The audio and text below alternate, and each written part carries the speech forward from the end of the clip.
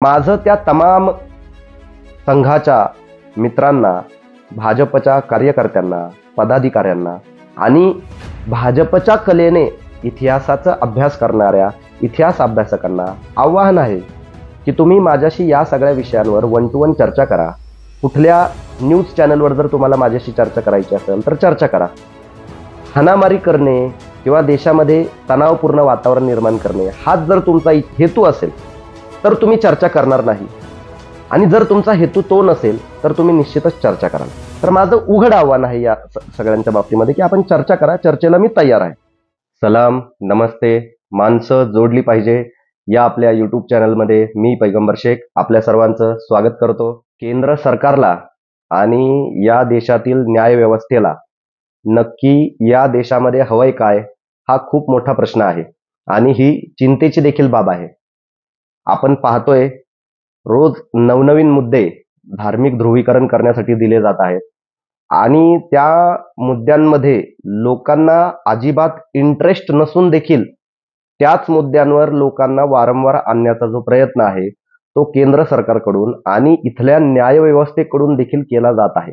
विचार करा, एखाद्या ठिकाणी जर अतिक्रमण जरी असेल तर ते अतिक्रमण काढण्यासाठी देखील 10 ते 15 दिवस आधी नोटीस दिली जाते आणि त्याच्यानंतर त्या अतिक्रमणांवर जी आहे ती कारवाई केली जाते. आपण बऱ्याच ठिकाणी पाहतो की अनधिकृत बांधकामं वगैरे जी काही केलेली असतात किंवा काही ठिकाणी अधिकृत देखील बांधकाम असतं, मग त्या ठिकाणी त्याला नोटीस बिटीस जाण्याच्या ज्या आहेत त्या गोष्टी घडलेल्या आपण पाहतो.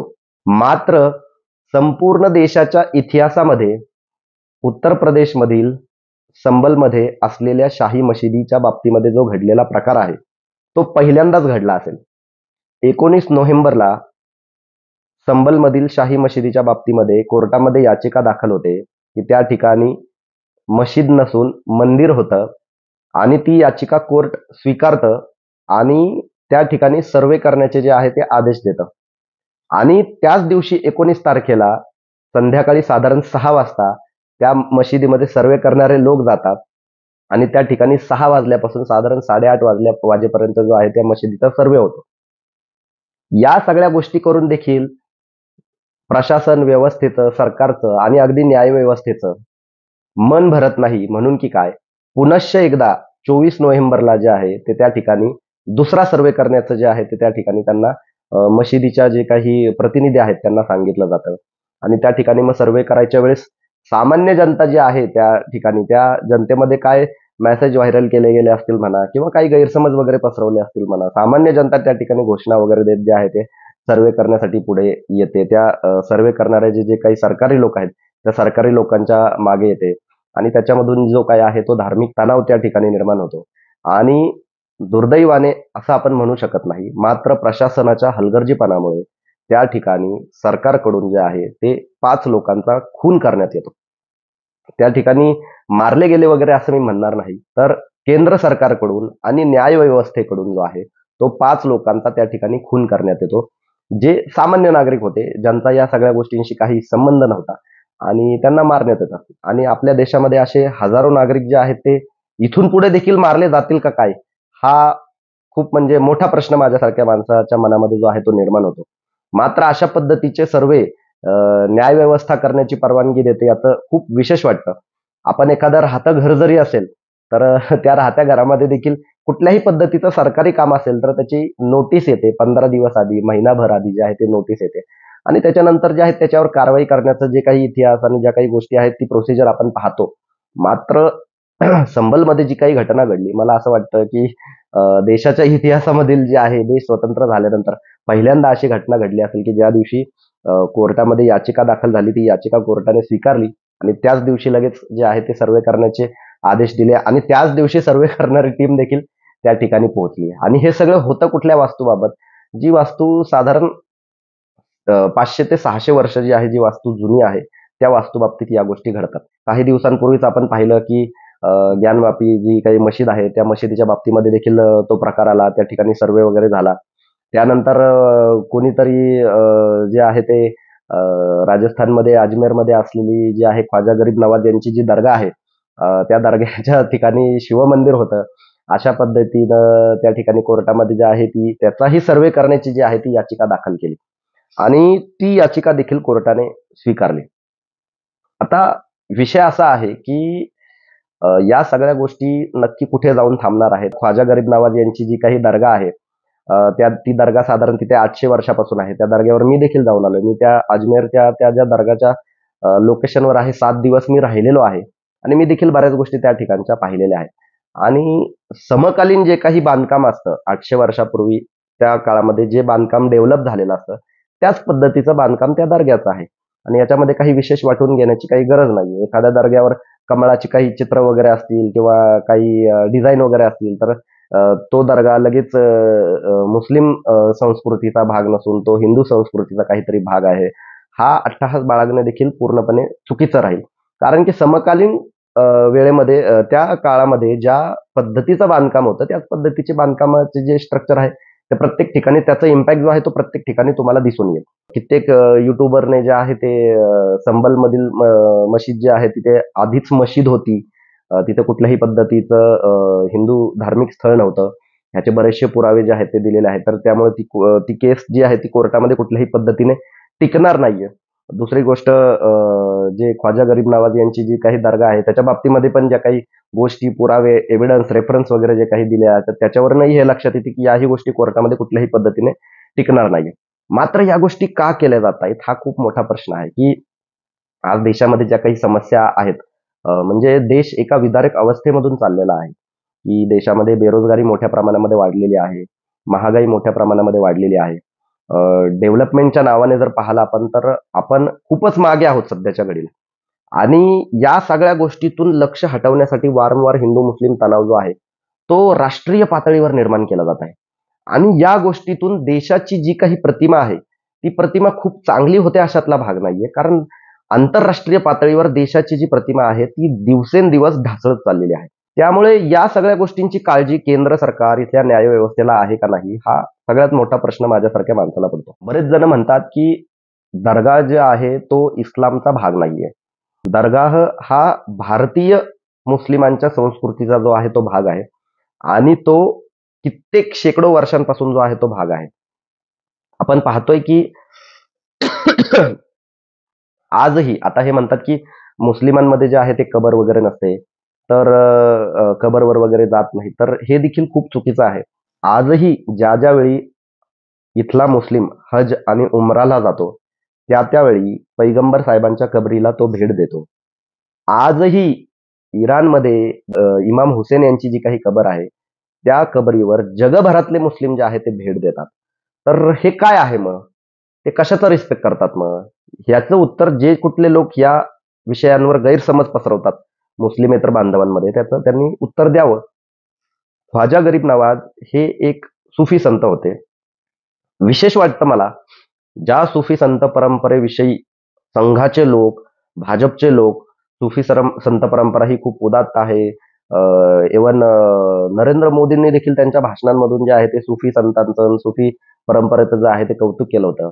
पिछले दिनों मुझे सूफी परंपरा के विद्वानों से मिलने का अवसर मिला, उनकी बातें सुनने का अवसर मिला और मैं सच बताता हूँ कि जिस तजुर्बे से, जिस प्रकार से उनकी बातें मुझे सुनने का अवसर मिला, एक प्रकार से जैसे कोई संगीत बज रहा है।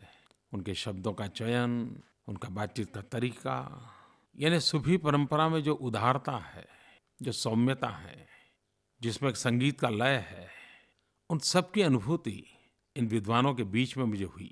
मुझे बहुत अच्छा लगा। शायद दुनिया को इस्लाम के सही स्वरूप को सही रूप में पहुंचाना सबसे अधिक आवश्यक हो गया है।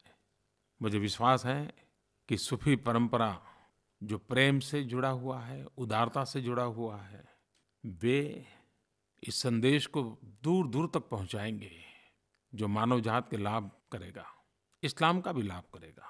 और मैं औरों को भी कहता हूँ कि हम किसी भी संप्रदाय को क्यों न मानते हो, लेकिन कभी सूफी परंपरा को समझना चाहिए।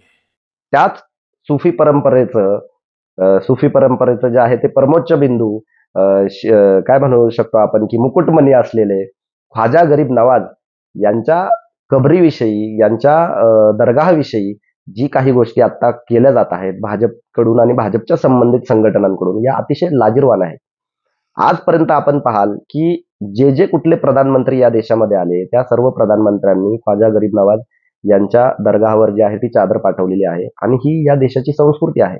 बरेच जण वेगवेगळ्या दरगाहावर जे आहे ती चादर पाठवतात आणि हे सुफी संत जे आहे यांनी या देशामध्ये येऊन इस्लामचं एक वेगळं परिचय जे आहे ते या देशातील संस्कृतीला करून दिलं आणि या संस्कृतीतल्या काही गोष्टी ज्या आहेत त्या त्यांनी अडॉप्ट देखील केल्या. जसे इथलं संगीत असेल, आपण पाहाल की बरेच जण इस्लाममध्ये वगैरे संगीत हराम म्हणतात, मात्र सुफी परंपरेमध्ये जाल आपण तर सुफी परंपरेमध्ये संगीताला जे आहे ते खूप म्हणजे चांगला दर्जा किंवा संगीताला असं चांगल्या पद्धतीनं किंवा संगीतामध्ये तल्लीन झालेले लोक जे आहेत ते प्रत्येक दर्ग्यावर तुम्हाला भेटतील. तर या पद्धतीचा एक वेगळ्या पद्धतीचा जो आहे तो इस्लामचा परिचय जो आहे तो सुफी संतांनी या देशातील नागरिकांना जो आहे तो करून दिला आणि त्या सुफी परंपरेचा आदर बरेच जण करतात आणि त्या आदर करण्यामुळेच बरेच वेगवेगळे धर्मीय जे आहेत त्या या सुफी परंपरेमुळे या सुफी संतांकडे जे आहे ते आकर्षित झाले आणि ते आकर्षित झालेले तो जो वारसा आहे ती त्यांची पुढची पिढी चालवत आहे. एवढाच याच्या मागचा जो आहे तो एक इतिहास म्हणू शकतो आपण, साधा आणि सोपा आहे की आजही मोठ्या प्रमाणामध्ये सुफी संतांकडे संतांच्या कबरीवर त्यांच्या दर्गावर लोक का जातात? कारण त्यांनी प्रेमाचा, एकतेचा, शांततेचा जो आहे तो संदेश दिला. त्याच्या पलीकडे दुसरं काहीही कारण नाही. आता मग त्याच सुफी परंपरेमधील जे सर्वोच्च मानबिंदू आहेत त्यांच्याच दर्ग्यावर जो आहे तो क्लेम करायचा आणि मग हिंदू मुस्लिमांमध्ये कशा पद्धतीनं फूट पाडायची, हे जे काही षडयंत्र या मागे रचलं गेलंय हे षडयंत्र अतिशय लाजिरवाण आहे. म्हणजे भारतासारख्या भूमीमध्ये या गोष्टी होतात ह्याची किळस खरं तर वाटते. का किळस वाटते की आपण जागतिक स्तरावर नक्की काय मेसेज देतो आहोत?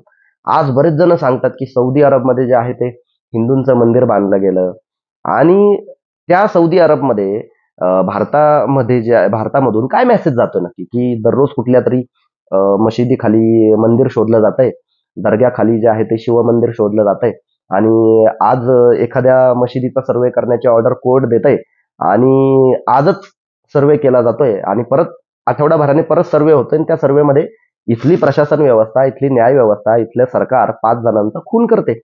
हा मेसेज आंतरराष्ट्रीय स्तरावर जो आहे तो स्प्रेड होत आहे. याने भारताची प्रतिमा नक्की काय होते याचं आत्मचिंतन भारतातल्या प्रत्येक नागरिकाने खरं तर करणं खूप जास्त गरजेचं आहे.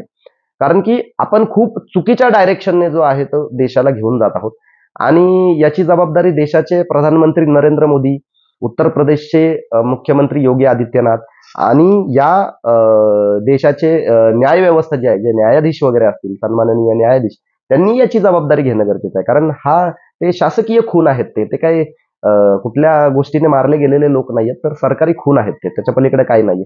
सरकार एखादा निर्णय घेते आणि त्या निर्णयामुळे लोक मारले जात आहेत. नोटबंदीमध्ये लोक मारले जात आहेत, लॉकडाऊनमध्ये लोक मारले जात आहेत आणि त्याच्यामधून कमी म्हणून की काय, तर एखाद्या मशिदीचा वगैरे सर्वे करून दिल्यामुळे देखील सरकार जो आहे तो त्यांचा खून करून त्यांना मारून टाकते.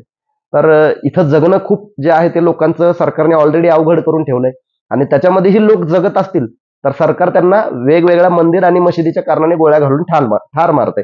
एवढंच ह्याच्यातून जे काही आहे ते निष्पन्न होतंय. आपल्या देशाचा जर इतिहास आपण पाहिलात तर आपला देश हा 1947 साली स्वतंत्र झाला आणि त्याच्यानंतर या देशाने जी आहे ती लोकशाही स्वीकारली. त्याच्या आधी या देशामध्ये हुकुमशाही होती आणि ती हजारो वर्षांची हुकुमशाही या देशामध्ये होती. मग या देशामध्ये वेगवेगळ्या राजवटी आल्या. मोगलांची राजवट आली. आपण फक्त मोगलांच्या राजवटीविषयी बोलतो, मात्र मोगलांच्या हजारो वर्ष आधी या देशामध्ये बौद्ध राजवट देखील होती. बौद्धांचं देखील इथे खूप मोठ्या प्रमाणामध्ये जो आहे तो बौद्ध राजवटीचं प्रस्थ होतं. जैन राजवटीचं देखील या देशामध्ये प्रस्थ होतं आणि त्या काळामध्ये काय काय घडलं या देशामध्ये याच्याविषयी आपण बोलत नाही आणि मला वाटतं या व्हिडिओमध्ये या विषयावर सविस्तरपणे बोलणं खूप जास्त गरजेचं आहे. जसं इथल्या मंदिरांचा इतिहास सांगितला जातोय, जसं इथल्या दरगाहचा इतिहास सांगितला जातोय, मशिदींचा इतिहास सांगितला जातोय, तसंच या देशामध्ये बौद्ध वास्तूंचा, बौद्ध विहारांचा आणि जैन मंदिरांचा देखील इतिहास आहे. या इतिहासापासून आपण वारंवार का पळत आहोत हा खूप मोठा प्रश्न आहे. माझं त्या तमाम संघाच्या मित्रांना, भाजपच्या कार्यकर्त्यांना, पदाधिकाऱ्यांना आणि भाजपच्या कलेने इतिहासाचा अभ्यास करणाऱ्या इतिहास अभ्यासकांना आव्हान आहे की तुम्ही माझ्याशी या सगळ्या विषयांवर 1 to 1 चर्चा करा. कुठल्या न्यूज चॅनलवर जर तुम्हाला माझ्याशी चर्चा करायची असेल तर चर्चा करा.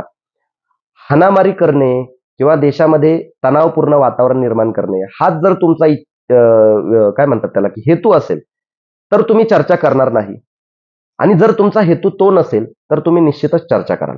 तर माझं उघड आव्हान आहे या सगळ्यांच्या बाबतीमध्ये, की आपण चर्चा करा. चर्चेला मी तयार आहे. आपण पाहतोय, की या देशामध्ये अनेक अशी मंदिरं आहेत, ज्या मंदिरांवर क्लेम केला गेलेला आहे, की त्या बौद्ध वास्तू आहेत. अशा खूप बौद्ध वास्तू आहेत, ज्या बौद्ध वास्तूंना तोडून जे आहे त्या ठिकाणी मंदिरं वगैरे बांधली गेली आणि हा इतिहास आहे. आता हा इतिहास आहे, हा इतिहास काय मी सांगत नाहीये.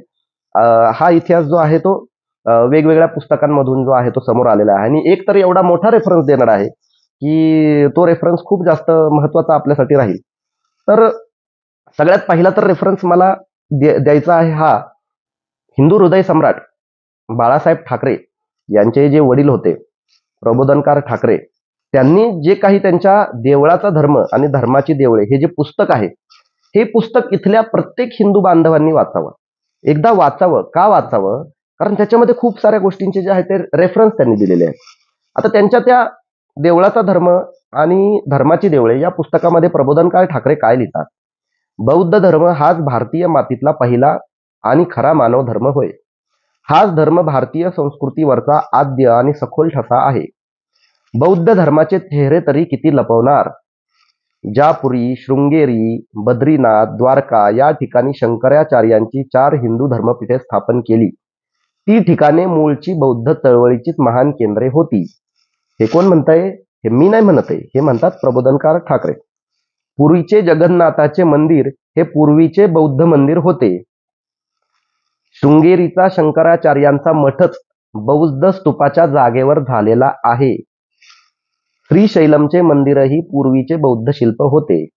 तिरुपतीचा बालाजी, बद्रीनाथचा बद्रिकेश्वर ही सध्या हिंदूंची मनवली जाणारी धार्मिक क्षेत्रे पूर्वीची बौद्ध धर्माची महत्वाची स्थाने होती. आता मला एक सांगा, मला आणखीन बरंच काही या विषयावर बोलायचंय. आता ही जे काही रेफरन्स वगैरे घेऊन कोणी जर उद्या उठलं आणि म्हणालं की ही जी काही सगळी क्षेत्र आहेत, आता ही खूप नावाजलेली आणि इथल्या करोडो बांधवांच्या ज्या आहेत त्या भावनांशी जुडलेली स्थळं आहेत. मला कोणाच्या भावना दुखवायच्या नाहीयेत.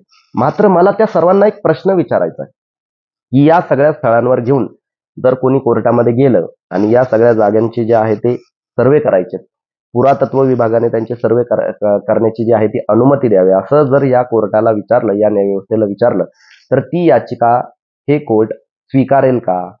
त्यांना एका दिवसात आजच परमिशन देईल का?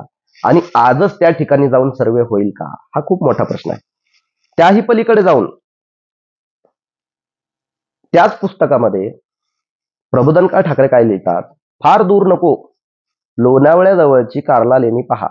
ही वास्तविक बौद्धांची, तेथल्या त्या ओट्या, ते दिवाणखाने, ते स्तूप, साऱ्या बौद्धांच्या स्वाध्यायश्रमाच्या जागा. तेथे बाहेर एक देवी अचानक प्रकट झाली, तिचे नाव एकवीरा. आणि ह्या सगळ्या ज्या काही गोष्टी आहेत हे प्रबोधनकार ठाकरेंनी त्यांच्या पुस्तकामध्ये लिहिलेल्या आहेत. आता या ज्या काही गोष्टी आहेत, या गोष्टी घेऊन कोणी कसं सर्वे करायचं हा खूप मोठा प्रश्न आहे. बरं, आता माझ्याकडे हा एकच विषय आहे का फक्त? तर नाही, माझ्याकडे असे अनेक ढिगाने विषय आहेत माझ्याकडे, ढिगाने. बरं, एखाद्या वास्तूवर कुठला तरी एखादा विशिष्ट समाजच फक्त याचिका दाखल करू शकतो अशातला काहीच भाग नाही. कुठल्याही वास्तूवर कुठलाही व्यक्ती स्वतंत्रपणे याचिका दाखल करू शकतो. त्यामुळं जर हे असंच सुरू राहिलं तर याही पद्धतीच्या याचिका भविष्यामध्ये आल्या तर याचं काही विशेष वाटून घेण्याची गरज नाही. बरं, आता या सगळ्या गोष्टीतून आपण थोड्या वेळ जर बाहेर निघालात तर मला एक महत्वाचा जो आहे तो विषय सांगायचा आहे, की 4 वर्षापूर्वी जे गुजरातमध्ये सोमनाथाचं जे मंदिर आहे, जे 12 ज्योतिर्लिंगांपैकी जे एक आहे, त्याच्यामध्ये 3 मजली जे इमारत आहे आणि बौद्ध गुफा मिळाल्या त्या ठिकाणी. आणि त्याचा जो सर्वे आहे तो सर्वे 4 वर्षापूर्वी झालेला आहे. बरं, हा सर्वे करण्याची जी मागणी आहे ती कोणी केली होती? तर ही केली होती त्या सोमनाथ मंदिराचे ट्रस्टी असलेले आणि भारताचे प्रधानमंत्री असलेले नरेंद्र मोदी यांनी. आता याच्यावर जे कुठले संघाचे, भाजपाचे लोक चर्चासत्र वगैरे ह्याच्यामध्ये जे काही बोलतात ते ह्याच्यावर बोलणार आहेत का? बरं, याचा जो काही सर्वे झाला, हा सर्वे किती गुप्तपणे झाला आणि ह्याची जी बातमी आहे ही अतिशय चांगल्या मोठ्या दैनिक भास्कर याच्यामध्ये आलेली आहे आणि ती अजूनही आहे त्याच्यामध्ये. तर याचा सर्वे झालेला आहे. ते जे काही सोमनाथाचं जे मंदिर आहे त्याच्या खाली बौद्ध वास्तू आहेत त्याच्या खाली. आता ह्याच्या बाबतीमध्ये काय करायचं? इथं कोण आंदोलन वगैरे घेऊन जाणार आहे? आणि कोणाला त्यात इंटरेस्ट नाहीये पहिली गोष्ट. या सगळ्या गोष्टी करण्यामध्ये कोणाला इंटरेस्ट नाहीये. एक क्युरिओसिटी काय म्हणतात त्याला, एक उत्सुकता, कुतूहल म्हणून ह्या सगळ्या गोष्टी पाहणं इट्स ओके. मात्र त्याचा धार्मिक द्वेष म्हणून जो काही वापर आहे तो करणं खूप चुकीचं आहे. आणि एवढंच फक्त विषय नाही हा.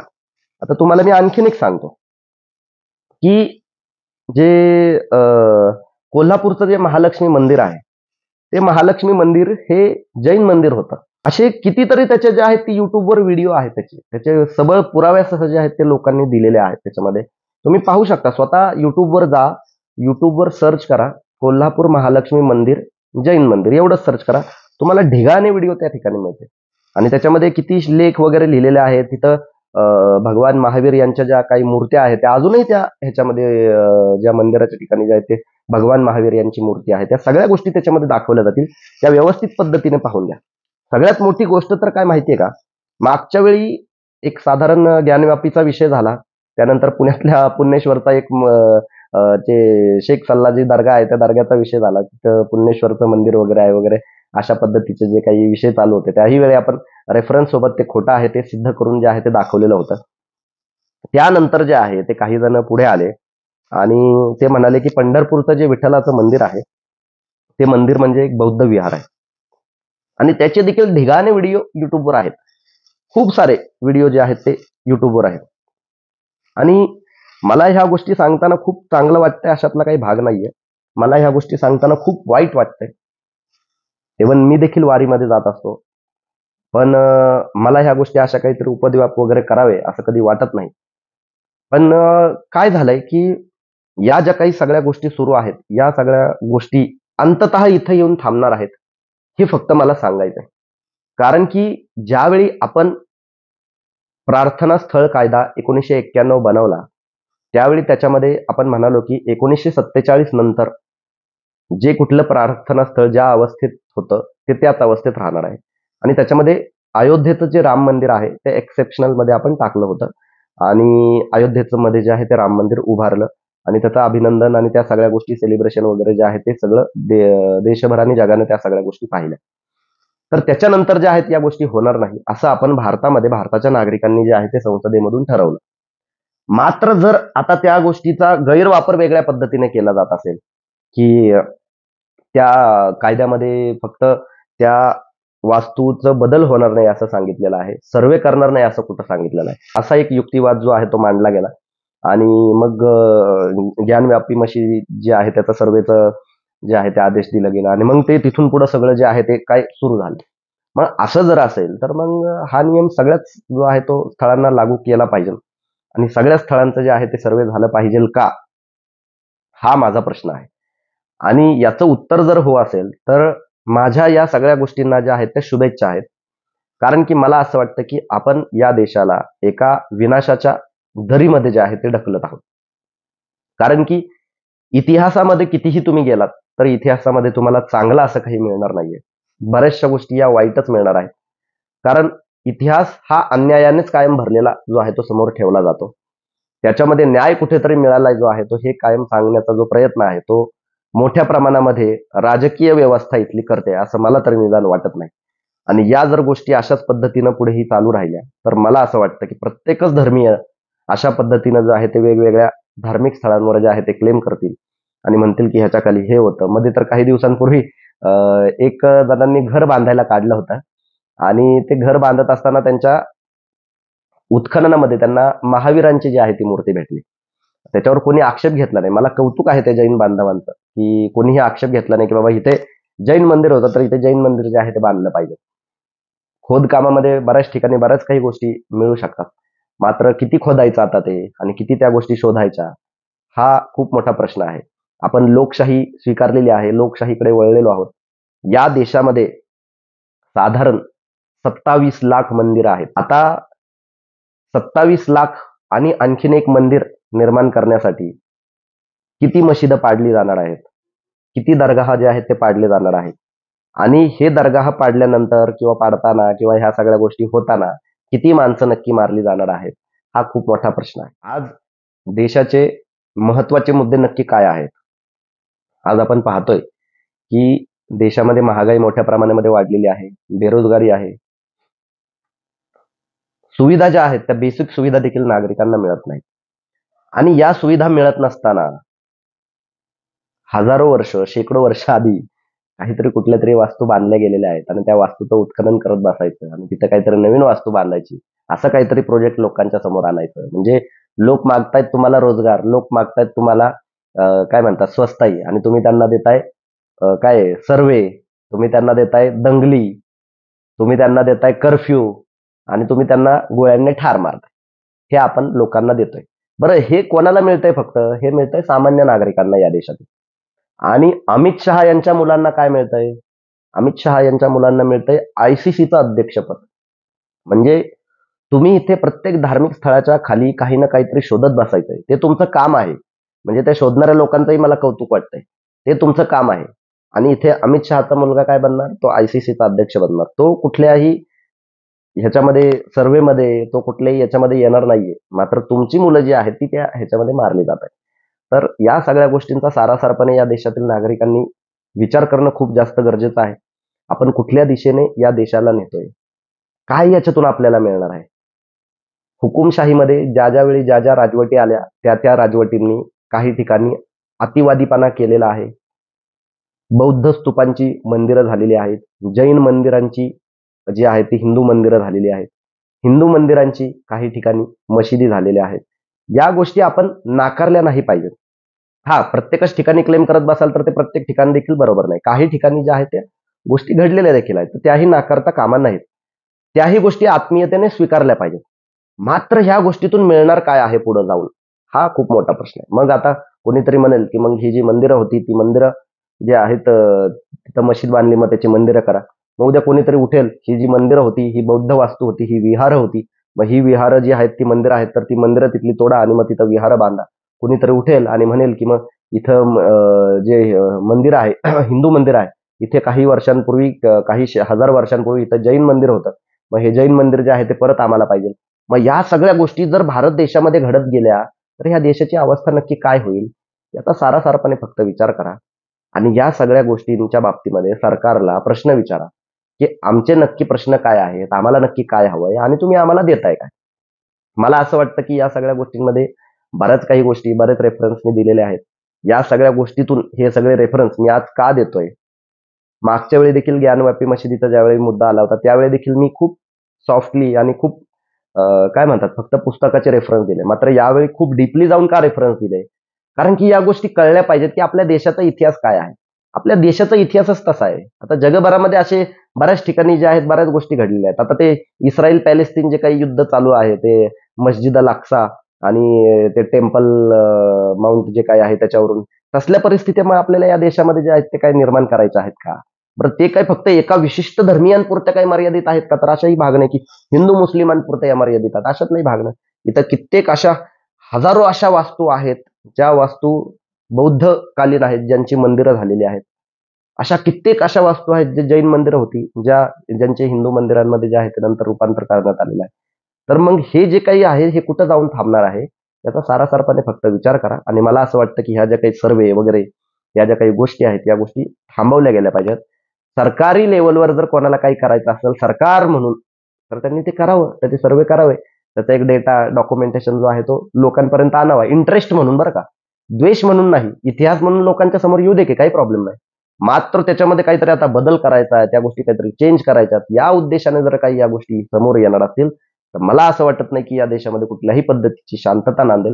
कारण की लोकांना ऑलरेडी रोजगार नाहीयेत, लोक बेरोजगार आहेत आणि बेरोजगार असलेला समाज हा कायम गुन्हेगारीकडे वळत असतो. आणि तेच करण्याचे जे प्रयत्न आहेत हे सरकार करतंय का, हा माझ्यासारख्या माणसाला प्रश्न पडतो. त्यामुळे मला असं वाटतं की या सगळ्या गोष्टी थांबवल्या पाहिजेत. माझी एक सामान्य नागरिक म्हणून, या देशाचा तटस्थ नागरिक म्हणून माझी या सरकारला विनंती आहे की कृपा करून या सगळ्या गोष्टी थांबवा. हे सर्वे, ह्या सगळ्या गोष्टीतून या देशाला काहीही मिळणार नाही, काहीही मिळणार नाही. इतिहासाच्या कितीही खोलामध्ये तुम्ही गेलात तर तुम्हाला त्याच्यामध्ये माणसं सोडून सगळ्या गोष्टी त्याच्यामध्ये मिळते. आता आपल्याकडे जी काही माणसं आहेत ती माणसं टिकवणं, त्या माणसाचं काहीतरी व्यवस्थित पद्धतीने युटिलायझेशन करणं. देशाची लोकसंख्या 140 कोटीपेक्षा जास्त झालेली आहे. मात्र देशातील लोकांना सुविधा मिळत नाही. तर हा देश एक चांगल्या पद्धतीने कसं पुढे नेता येईल? बहुमत आहे आपल्याकडं. एक टर्म नाही तर 3 टर्म जे आहे या देशाने बहुमत आपल्याला दिलेलं आहे. तर त्या बहुमताचा वापर आपल्याला कशासाठी नक्की करायचा आहे? याचा सारासारपणे जो विचार आहे तो या देशाचे प्रधानमंत्री आणि भाजपचं जे सरकार आहे त्यांनी केला पाहिजे. न्याय व्यवस्थेमध्ये बरेच जण म्हणतात, जे मनुवादी विचारांचे लोक आहेत. माझं त्या विचारांच्या लोकांना देखील सांगणं आहे. भले त्यांचे आणि आमचे विचार वेगळे असतील, मात्र त्यांना देखील सांगणं आहे, की या गोष्टी कृपा करून थांबवा. याने काहीही मिळणार नाहीये. 140 कोटीपेक्षा जास्त लोकसंख्या असलेला देश, जगातील सर्वात जास्त लोकसंख्या असलेला देश ज्यावेळेस अशांत होईल, ज्यावेळेस या देशामध्ये प्रत्येक ठिकाणी फक्त कुठल्या धार्मिक स्थळाखाली काय आहे, ह्याचं जर प्रत्येक धर्माचे लोक त्याच गोष्टी करत बसतील, तर ह्याने काय देशाची अवस्था निर्माण होईल याचा थोडासा सारासारपणे विचार करा. शांततामय जीवन जे आहे ते लोकांचं भंग केलं जात आहे. ते सरकारकडून केलं जात आहे. सरकारचं हे काम आहे की कोणी अशी अशांतता माजवत असेल, अशांतता माजवण्याचा वेगवेगळ्या पद्धतीने जर प्रयत्न करत असेल, तर त्या गोष्टी थांबवणं हे सरकारचं काम आहे.